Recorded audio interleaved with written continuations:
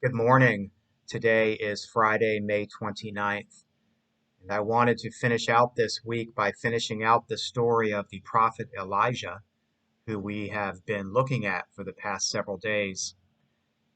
And we're going to go all the way back to the beginning of his story, when we first meet him, he first goes down to Jerusalem to confront King Ahab and Jezebel about all the abuses that they are inflicting upon the people by abusing their positions of authority, both political and religious.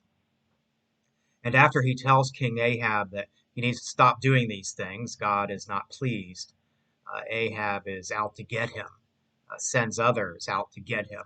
And so Elijah has to flee, and he goes and lives in a cave for a while, and God sends ravens to feed him. There's also a drought in the land, and eventually Elijah has to move on, and he goes to a place called Zarephath, and he meets a widow there and her young son. And it's important to note that Zarephath is not in Israel. It is not where Elijah's people lived. These were foreigners, people not like him, people not of his tribe. And it is the widow who performs the greatest acts of mercy here. She tells Elijah that she only has enough flour and oil to make one more cake, one more loaf of bread that she and her son are going to eat before they lay down to die, because there's nothing left and no one there to help them. And Elijah says, well, go make this bread and I will eat it. And she does. And she eats some with Elijah. And because of her great act of compassion and hospitality, God provides for the widow by extending the life of her bread and oil so that she has enough to eat for several more days until it starts to rain again.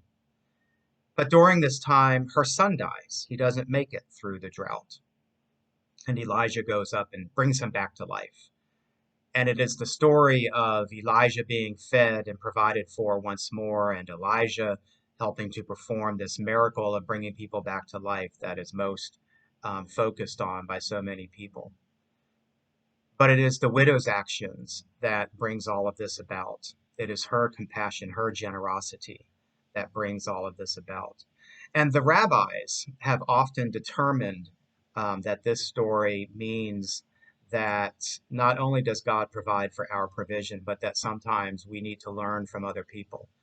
Elijah needed to learn from a foreigner, from a woman, from someone not like him, someone he would normally pay no attention to. He had to be humbled with her, by her, in order to simply live. He had to know that God's blessings were poured out and enacted through other people.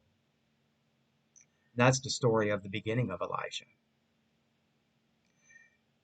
Sometimes we have to stop and allow others to bring our blessings to us, to allow God to work through other people.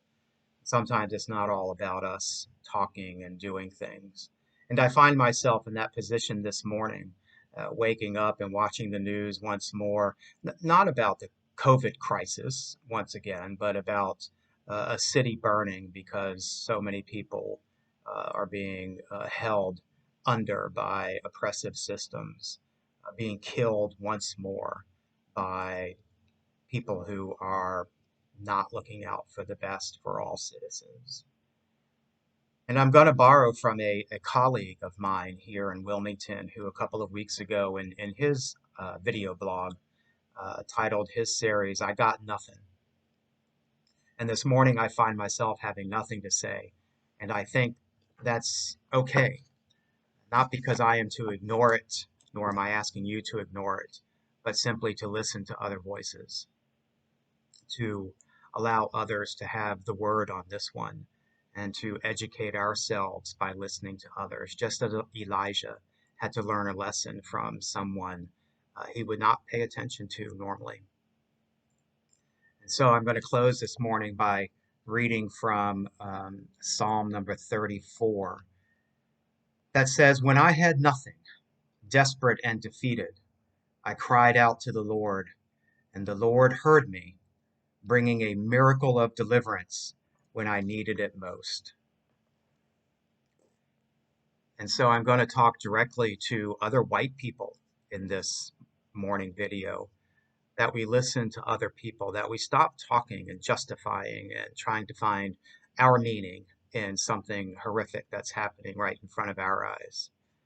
Not place the burden of understanding on the other person, forcing us to understand their plight before we can understand.